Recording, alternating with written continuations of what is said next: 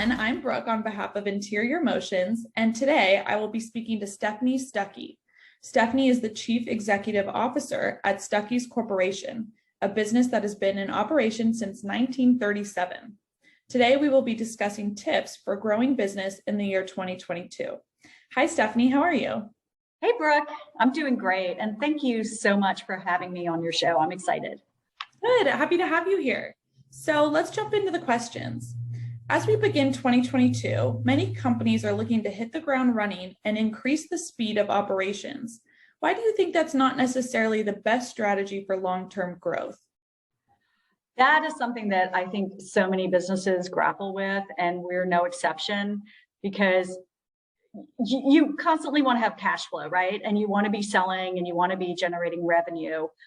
But if you grow too fast, you're not able to grow in a way that's thoughtful and makes sense. And I'll give you a very concrete example. We recently got into the candy production business. Our company's been around 85 years, since 1937, but it fell out of family hands for decades. And when my grandfather sold the company, he sold the candy plant. And so when I got the company back a couple of years ago, we were no longer manufacturing. We changed that. We bought a candy plant a year ago, and I immediately just wanted to start churning out sales, which I did. Here's the problem. We weren't able to fulfill.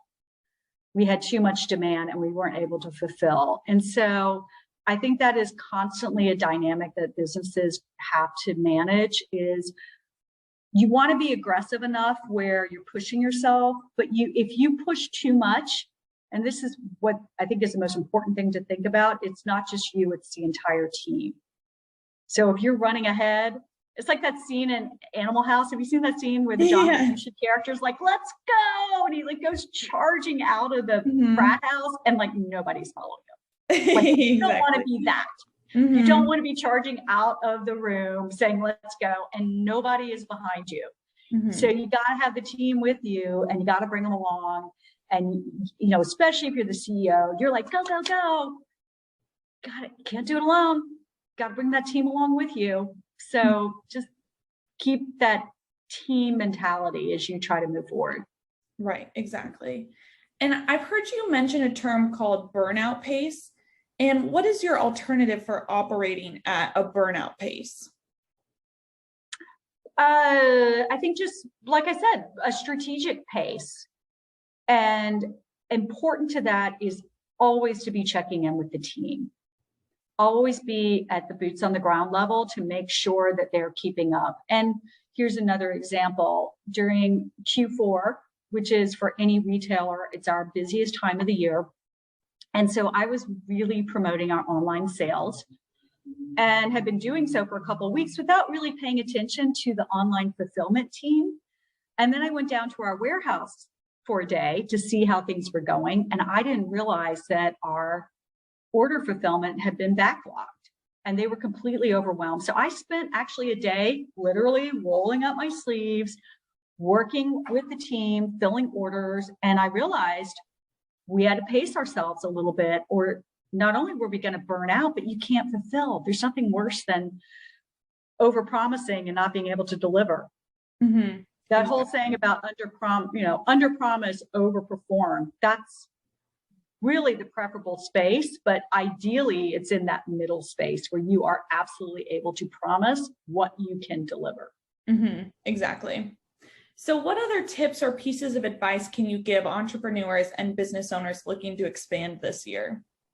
Make sure that as you grow, you are able to keep pace with that growth.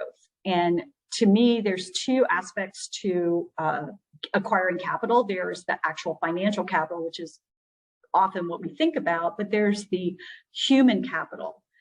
So making sure you're paying attention to the staffing, the human resources, that you've got everything that you need to have that internal capacity as well. One of the very first positions that we hired for our management team when we started to grow was HR. You got to take care of your employees. You got to take care of your team. You take care of your team, and they're going to take care of the customers, especially if you're in retail. They're the front lines, or even the online fulfillment. Our team has to be able to fulfill those orders. They're taking care of the customers. So you treat that team right, everything else is going to take care of itself. I'll add one more thing that's kind of fun. Remember the little thing. So here's a little thing. Okay. We're doing inventory. We find a couple of cases of shirts, Walt Disney World shirts that had been in inventory for decades, and they were no longer in inventory. They were covered in dirt, but they've never been worn. They still have tags on them. So I took them to an industrial laundromat, cleaned them. I mean, I'm talking like 100 shirts, a lot of shirts. Okay. And I went and took them to our pecan shelling plant and our candy plant. They were gone within 10 minutes. Gave everyone free shirts. Just things like that. And then, I was working the candy. I was just going through the candy plant the other day, and a couple of people had those shirts on, and they're like, "Thank you, we love it." They're working the line. They're like, "We love our shirt." So just don't underestimate the power of something as simple as giving someone a cup of coffee, or even remembering their name, or saying, "How are you today? Thank you." So little things. Right. No, those are great insights. Thanks so much. Thank you.